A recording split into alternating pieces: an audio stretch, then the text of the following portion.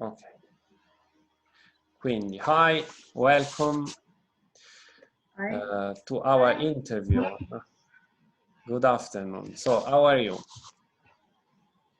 Fine. May you present yourself? So, your name, Ingrid. I'm Ingrid, and I am 18 years old. I go to school in Casa del Piano to the Liceo Scientifico, and I live in Tuscany in a small village, Arcidos. Okay, thank you, Ingrid. Will you tell us what is your best memory about the STAR activities? My best memory is the one about a day at the campus where where some people came and we listened to their stories and experiences about like some of them were immigrants. There was a blind woman and a guy, a homosexual guy, and they were really, I felt really overwhelmed after listening to these interviews because they're not things that usually happen to me, so it was really interesting to listen to them. Okay. And what is your funniest memory about that activity?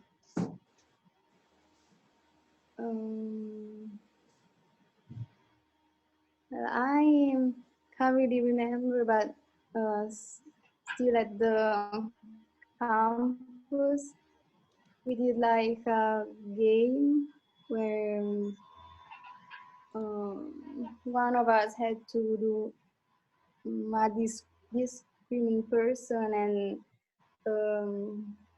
put ourselves in between others, among others, and it was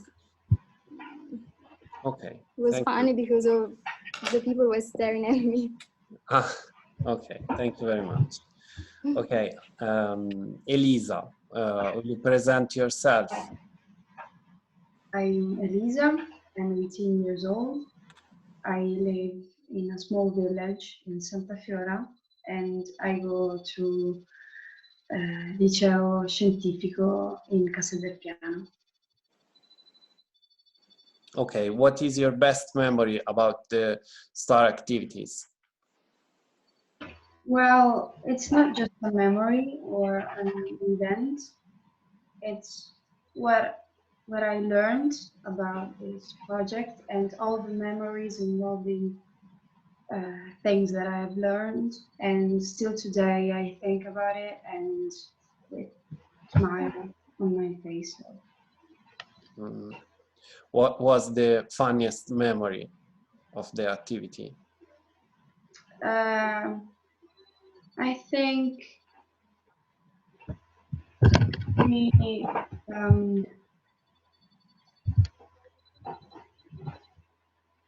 just having fun with my classmates and trying to understand what really means racism and what we were doing. So it's not just an event or a thing.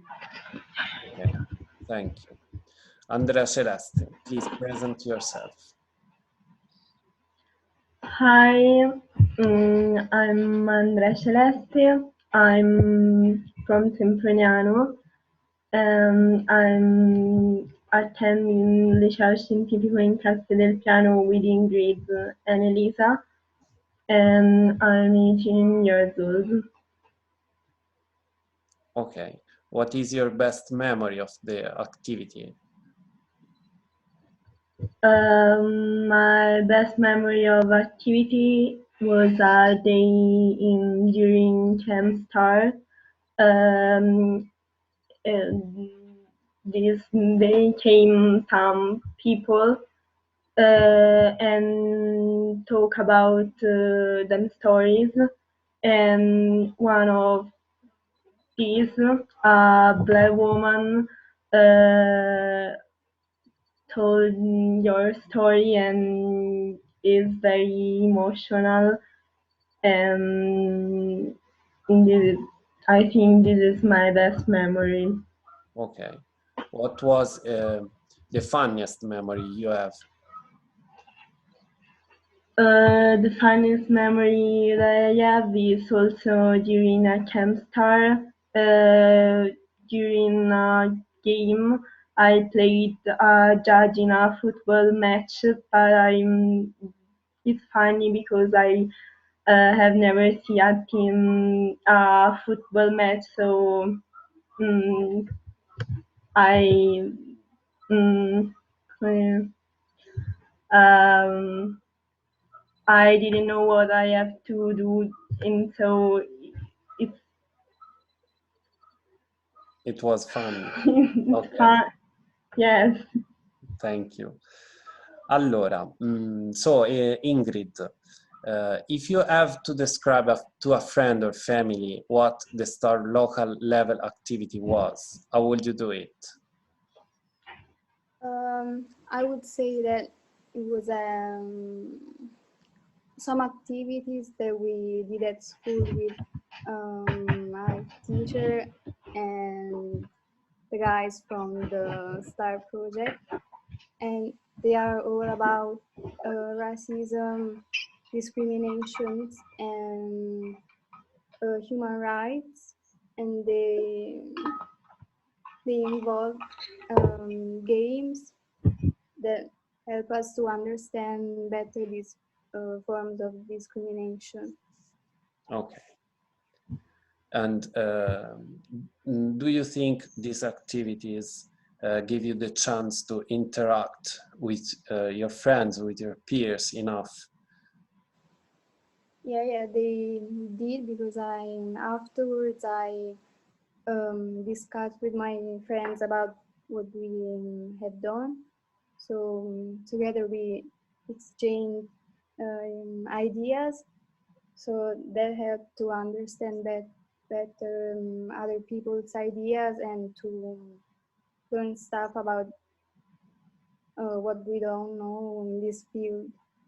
Okay, so not just during the activities maybe, but also after them. Yes. Okay. Were there any boring activity during the camp or the workshops? I don't think that I found any activity boring. Maybe some of them were a bit like difficult to do. Like when we at the campus we tried to make theater scene, and it was a bit difficult, but I didn't find any of them boring. Okay. Elisa, so how would you describe to a friend the STAR activities? I would say that it was interesting, funny, and conscious at the same time, and was also a way to learn something new, something that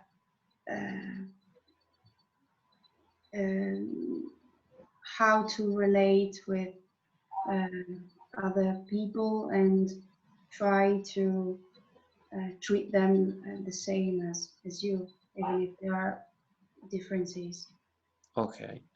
Could you give us an example of an activity that gave you the chance to interact with your peers, with your classmates or friends? Yeah, I remember when our teacher told us to create a situation where we live in, and where it could be situation of racism in a way. So, and where me and my friends try to create a singing bus, and where the bus driver didn't want any black people on his bus, and it was very actual and true. Okay. Did you feel bored at some point during the activity? Never. Never. Even if I was not doing anything, I was listening and also learning something more, and some points that I didn't consider. So never. Okay. Andrea Celeste, if you have to describe to a friend or family what the STAR local level activity was, how would you do it? Our local activity was interview other students or member of family or friends, and after that we made a sort of radio interview, and also we interviewed immigrant that told us their stories, and we um, um, mm, we Okay, so in the end there was a radio program about it, right? yeah. Do you like the possibility to share what you learned with your friends or classmates? Yes, it's interesting, but I think the radio program is a little bit boring and too long. When we were to start in Camp Star, we share our podcast and uh, all the other didn't listen because was too long and also a little bit boring. So I think it's important, but our project is maybe not the better way. Okay, thank you. So all of you were involved in a workshop at school, then in Azione di Comunità, which was the radio program, and then you went to the camp, to the summer camp. Let's talk about the impact the workshop and the camp give you. Ingrid, can you describe with your own words what is invisible racism?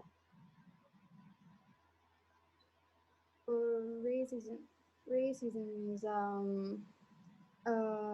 form of discrimination, which is more like subtle than real racism, because it influences people's thoughts.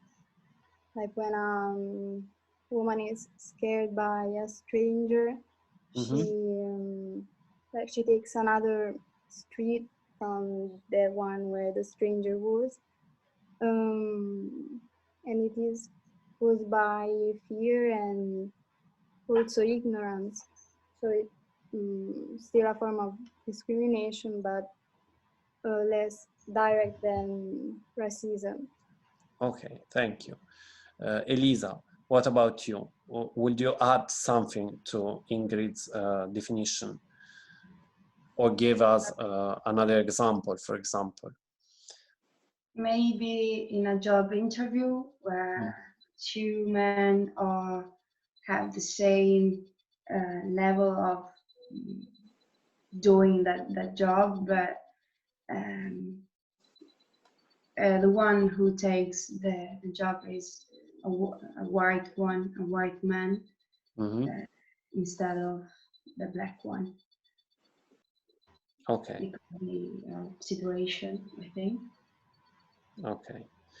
Andrea Celeste, if you agree with your friend's definition, can you give us another example? I agree. I also think that it's something not conscious. For example, when you walk along the street and you see someone different from you and you look for a long time, it's something sort of invisible racism because um, um, yeah. Okay. Okay, thank you. Who wants to tell about the power relation? Do you think racism is related to power relations, and how?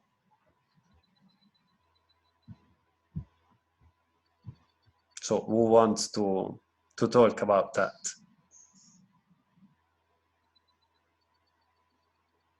I think that maybe ones who are not Caucasian are in some way, how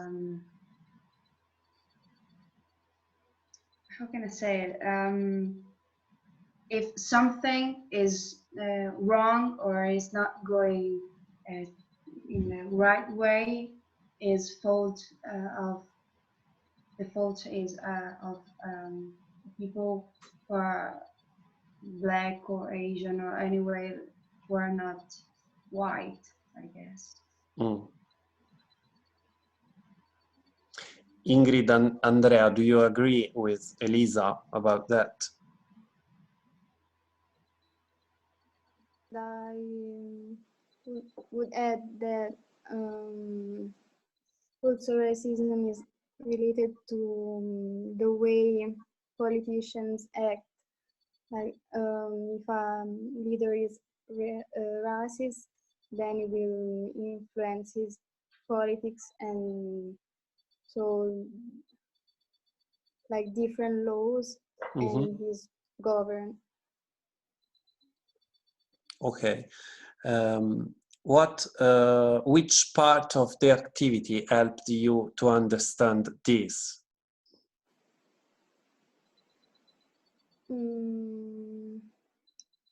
We did an activity with our classroom where we interpreted some roles, and we had to step forward if a phrase represented us and remain there if it didn't represent us, and it helped me to understand all the positions in society and how they are related to this discrimination.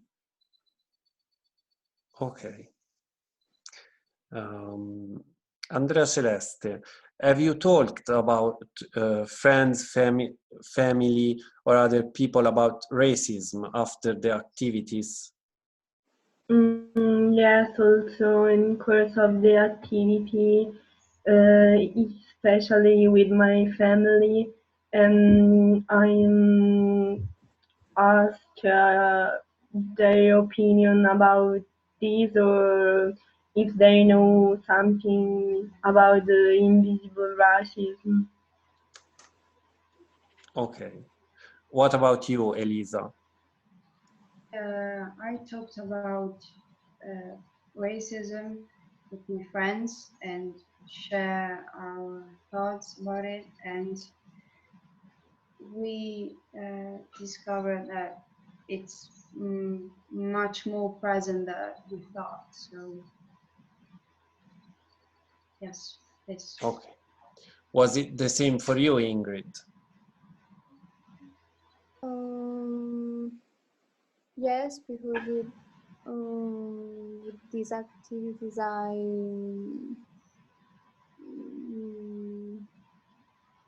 they help me to understand better these rules and how racism is present in our society today, in every corner, in every person. Okay. Have any of you watched, read, or seen something that is related to the topic of racism after the STAR activity? And what, if there's something?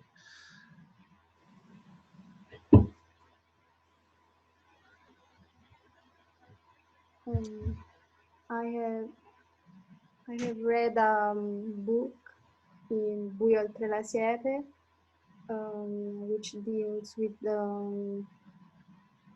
the society of the 1950s. And there is an advocate who wants to defend black men, and the author talks about this town where some people are against this man, and so the advocate, and some for the cause.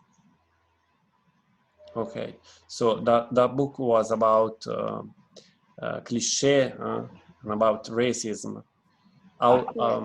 Why did you read it? Because Andrea told me to do it, and I read it. I didn't know that it was about racism. Okay, thank you. What about you, Elisa? I watched some interviews, and also I have a friend that is constantly discriminated, and I just learn something new, and just for example, this woman was talking about to move out, so to change your house. And she was worried because the owner of the house didn't know she was black.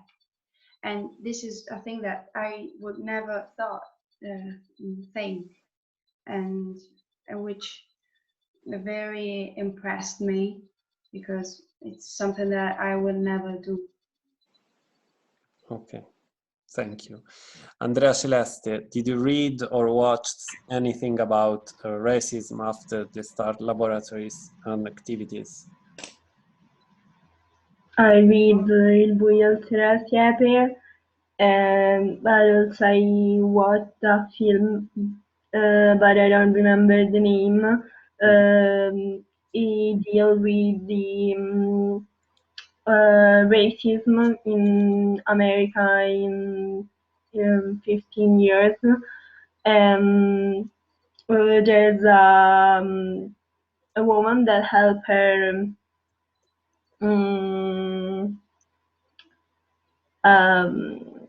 black women, and all the day pick you up like a taxi, and this is the first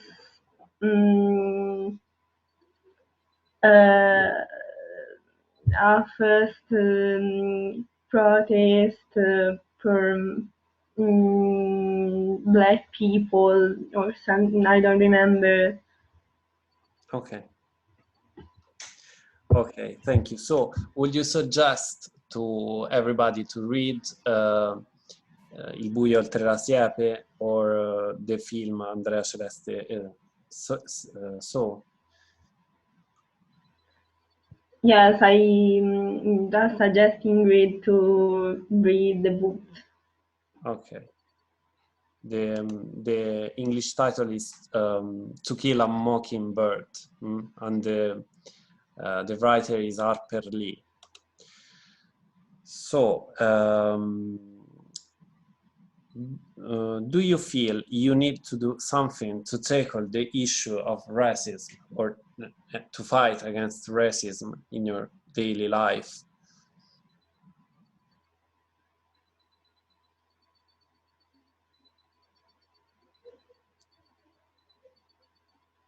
Ingrid, That vai.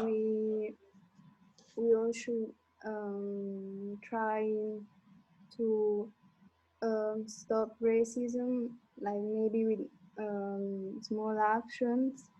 Depends on how, like what role we have in society. But everyone should use their power, their mind to try to make it become less powerful, especially in these days, which it is important to be all equal and gentle to each other and not have hate one against another. Because it is a modern society, so we should definitely send racism away. Okay. Elisa? I think that all of us should do something about this issue, and it means that every action you do has to be against it, and try to talk about it and make this thing less powerful. Okay. Andrea Celeste, what do you think? I think that all of one can do something in your life to stop racism, and it's important because all action, all little action can stop this phenomenon. Okay. Do you know, are you aware what actions can you be taking in your daily life to tackle the issue of racism? What could you do? Is there anything you could do, or maybe an association you know that does something against racism?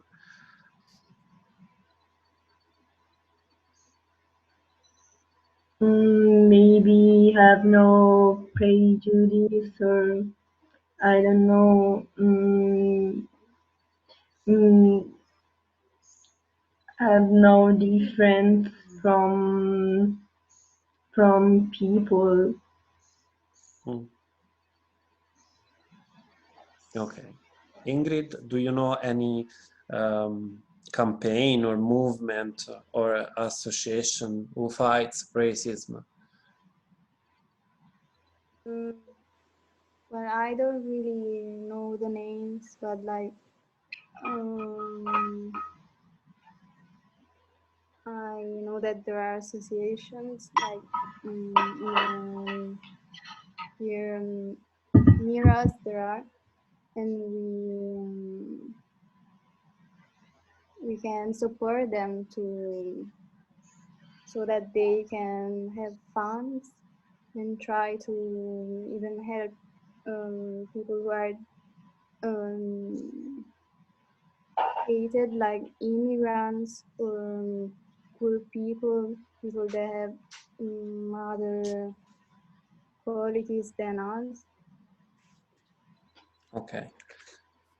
Elisa, do you know any campaigns, movement, workshop against racism?